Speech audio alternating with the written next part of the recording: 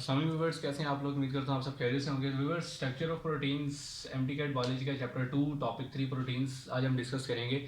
तो structure of proteins जो है, इसमें हमारे पास 4 इसके मेन स्ट्रक्चर्स हैं, जिसमें पहला इसका है प्राइमरी स्ट्रक्चर, और सेकंड वन है इसका secondary structure of protein. Third है इसका टर्शरी स्ट्रक्चर ऑफ प्रोटीन, और फोर्थ है इसका क्वार्टरनरी स्ट्रक्चर ऑफ प्रोटीन। तो सबसे पहले हम प्राइमरी के बारे में डिस्कस करेंगे एमसीक्यू के पॉइंट ऑफ व्यू से।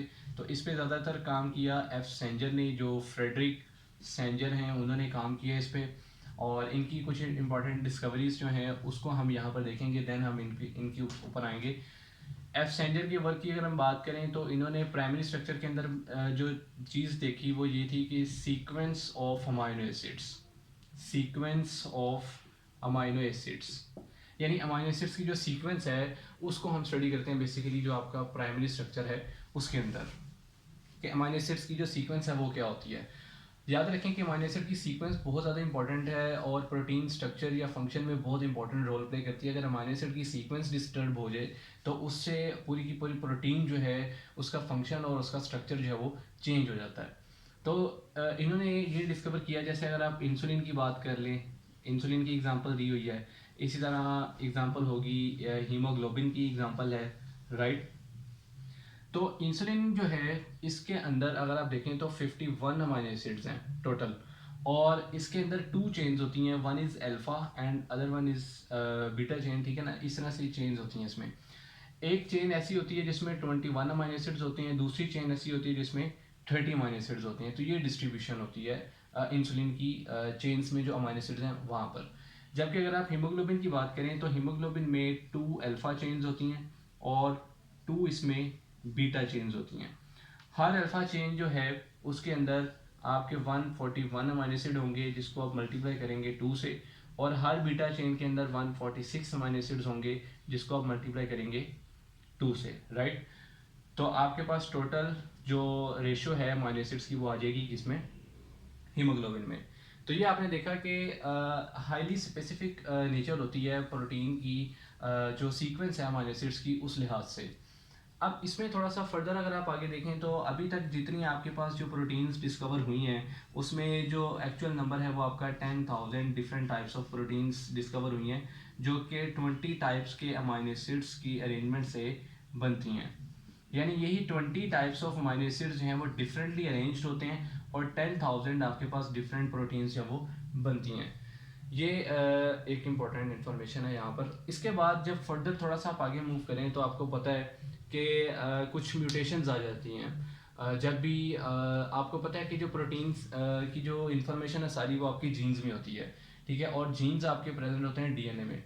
डीएनए जो है उसकी ट्रांसक्रिप्शन से आपके पास आरएनए बनता है और देन ट्रांसलेशन से प्रोटीन्स बनती हैं। तो जीन्स जब ट्रांसक्राइब्ड होते हैं तो उसकी ट्रांसक्रिप्शन से क्या होता है कि प्रोटीन्स बनती हैं।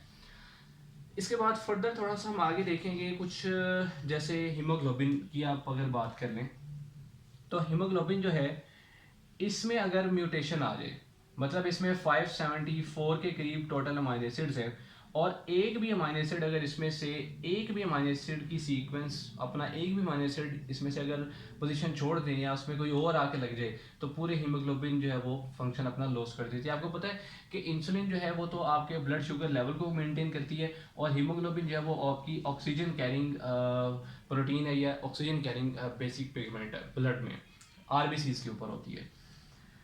अब होता क्या है कि आप जो बीटा चेन है इसकी, ये बीटा चेन के अंदर जो हीमोग्लोबिन की बीटा चेन है उसमें म्यूटेशन आती है, इसमें म्यूटेशन आती है, और इस म्यूटेशन को कहते हैं सब्सटीट्यूशन म्यूटेशन, या इसको आप पॉइंट म्यूटेशन भी कह सकते हैं, ठीक है जी, पॉइंट म्यूटेशन। और ये होता है आपका हीमोग्लोबिन बीटा जीन, ठीक है जी। हीमोग्लोबिन बीटा जीन के अंदर म्यूटेशन आती है, और वो म्यूटेशन कौन सी होती है? सब्स्टिट्यूशन म्यूटेशन या पॉइंट म्यूटेशन। पॉइंट म्यूटेशन या सब्स्टिट्यूशन म्यूटेशन वो है जिसमें एक न्यूक्लियोटाइड जो है या एक अमीनो एसिड आपका जो है वो चेंज होगा। अब ये आती किस जगह पे है? ये आती है क्रोमोसोम नंबर 11 पे।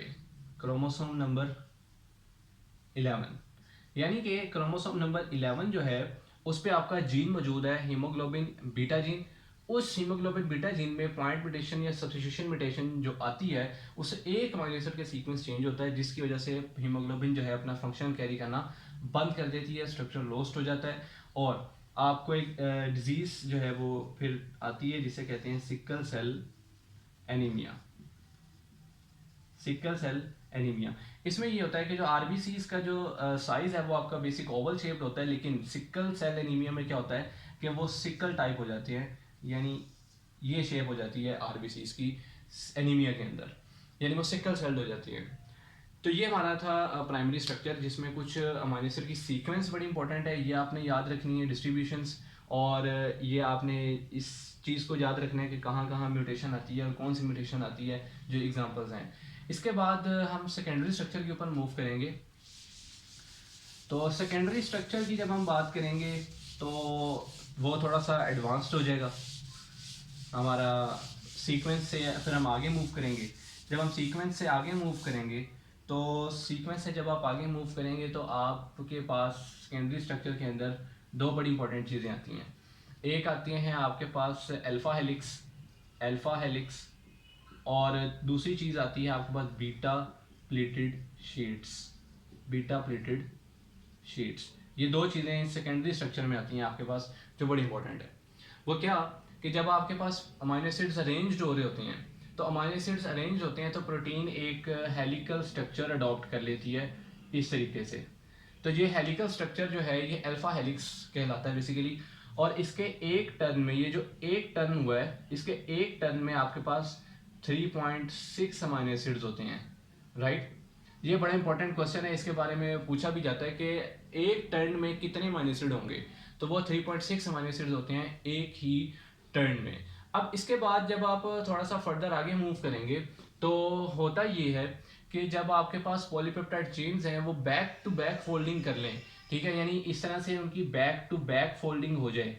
तो बैक टू बैक फोल्डिंग जब होगी तो इस तरीके से, तो ये आपके पास एक शीट बनती है जिसे आप बीटा प्लीटेड शीट जो है इसका नाम देते हैं, बीटा प्लीटेड शीट। तो इसमें ये हुआ कि अमीनो एसिड्स अरेंज हुए। जब अमीनो एसिड्स अरेंज हुए तो आपके पास पॉलीपेप्टाइड चेन ग्रो करना शुरू हुई।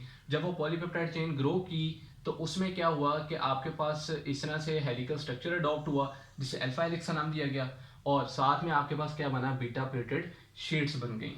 ये दो इसमें इंपॉर्टेंट काम होते हैं। इसके बाद अगर आप टर्शरी स्ट्रक्चर की बात करें तो टर्शरी स्ट्रक्चर ऑफ प्रोटीन आपका सेकेंडरी के बाद आता है।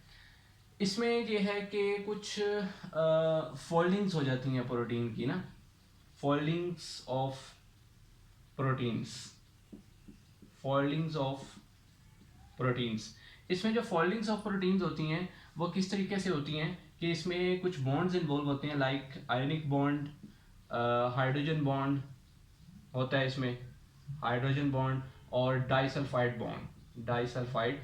Bond, right. तो इन तीन बॉन्ड्स की मदद से क्या होते हैं कि फोल्डिंग्स होती हैं प्रोटीन की आपस में। तो उन प्रोटीन्स की फोल्डिंग्स की वजह से जो स्ट्रक्चर बनता है वो टर्शरी स्ट्रक्चर होता है बेसिकली। जैसे अगर आप हीमोग्लोबिन का स्ट्रक्चर देखें तो वो आपको कुछ यूं नज़र आएगा उसमें। तो उसमें है क्या कि इस तरह से फोल्डिंग्स हुई हैं प्रोटीन मॉलिक्यूल्स की आपस में। तो जब इस तरह से फोल्डिंग्स हो जाएं सेकेंडरी स्ट्रक्चर के बाद, तो वो आपके पास जो है वो या तो आयनिक इंटरेक्शन की वजह से हो सकती हैं, हाइड्रोजन बॉन्डिंग की वजह से, या डाइसल्फाइड बॉन्डिंग की वजह से। अब इसमें इंपॉर्टेंट काम ये होता है कि जब आप एक्वस एनवायरनमेंट की बात करें तो एक्वस एनवायरनमेंट में जब आप टर्शरी प्रोटीन्स की बात करें तो उसमें क्या होता है कि हमारे पास कुछ होते हैं पोलर अमीनो एसिड्स और कुछ होते हैं नॉन पोलर अमीनो एसिड्स। जो पोलर अमीनो एसिड्स हैं आपके, उसकी अगर आप बात करें तो पोलर अमीनो एसिड्स वो अमीनो एसिड्स हैं जो कि बियर करते हैं वाटर, लेकिन ये वाटर फेयरिंग होते हैं, ये वाले वाटर फेयरिंग होते हैं। इनको आप in sense hydrophilic amino acids भी कह सकते हैं, हाइड्रोफिलिक अमीनो एसिड्स, और ये हाइड्रोफोबिक अमीनो एसिड्स होंगे, हाइड्रोफोबिक। तो प्रोटीन मॉलिक्यूल के अंदर जो आपका, फॉर एग्जांपल ये प्रोटीन मॉलिक्यूल है, तो अंदर वाली साइड पे जो अमीनो एसिड्स होंगे वो आपके हाइड्रोफोबिक होंगे, ऊपर वाली साइड पे जो इस तरह से होंगे वो आपके हाइड्रोफिलिक होंगे। तो ये एक एक्वस एनवायरनमेंट के अंदर जब प्रोटीन जो है वो किसी सोल्यूशन में पड़ी हो, किसी वाटरी मीडियम में पड़ी हो, तो उसमें ये स्ट्रक्चर इसमें आता है। इसके बाद हमारा आ जाता है ये क्वार्टरनरी स्ट्रक्चर। अब क्वार्टरनरी स्ट्रक्चर कैसे होता है कि टर्शरी प्रोटीन्स यानी टर्शरी पॉलीपेप्टाइड चेन्स जो हैं आपकी, जो ये टर्शरी पॉलीपेप्टाइड चेन्स हैं, टर्शरी पॉलीपेप्टाइड चेन्स, ठीक है जी। तो टर्शरी पॉलीपेप्टाइड चेन्स जो हैं इन्हीं की आगे से फिर लिंकिंग होती है, आपस में इंटरेक्शंस होती हैं डिफरेंट टर्शरी पॉलीपेप्टाइड चेन्स जो हैं इनकी, लाइक अगर ये इस तरह से हैं तो इनकी आपस में इस तरह से इंटरेक्शंस होंगी। तो इनकी जब आपस में टर्शरी पॉलीपेप्टाइड चेन्स की इंटरेक्शन होती हैं, और ये इंटरेक्शंस जो है ये हाइड्रोफोबिक इंटरेक्शंस होती हैं, हाइड्रोफोबिक इंटरेक्शंस। ये आपसे पूछा जा सकता है कि टर्शरी स्ट्रक्चर जो आपका क्वार्टरनरी स्ट्रक्चर है उसमें जो टर्शरी पॉलीपेप्टाइड चेन्स है उसमें कौन सी इंटरेक्शंस एग्जिस्ट करती हैं, तो वो हाइड्रोफोबिक इंटरेक्शंस जो है वो एग्जिस्ट करती हैं कि हाइड्रोफोबिक अमीनो एसिड्स हैं वो लिंक करते हैं। और ये बॉन्डिंग आपके पास जो है वो इसमें आपकी आयनिक बॉन्डिंग भी इन्वॉल्व है, हाइड्रोजन बॉन्डिंग भी इसमें इन्वॉल्व है, आपकी आयनिक बॉन्डिंग भी है और हाइड्रोजन बॉन्डिंग भी इसमें एग्जिस्ट करती है कि जो आपके जब फोल्डिंग होती है तो फोल्डिंग में अमीनो एसिड्स हाइड्रोजन बॉन्ड बनाकर एक दूसरे के साथ लिंक्ड होती हैं। तो इसके बाद आपके जो पास एक कॉम्प्लेक्स स्ट्रक्चर आता है, इस क्वार्टरनरी स्ट्रक्चर में एक कॉम्प्लेक्स स्ट्रक्चर ऑफ प्रोटीन बनता है, तो उसको हम क्वार्टरनरी स्ट्रक्चर बोलते हैं। जैसे हीमोग्लोबिन आपका, तो हीमोग्लोबिन जो है एक कॉम्प्लेक्स प्रोटीन मॉलिक्यूल है, ठीक है, जिसका आपके पास 3D स्ट्रक्चर होता है, 3D स्ट्रक्चर होता है, ठीक है। तो ये हमारा एक बेसिक कॉन्सेप्ट था अबाउट स्ट्रक्चर ऑफ प्रोटीन्स और फंक्शन ऑफ प्रोटीन्स, जिसमें ग्लोबुलर और फाइब्रस प्रोटीन्स हैं, वो हम नेक्स्ट डिस्कस करेंगे लेक्चर में। ओके, अल्लाह हाफिज़।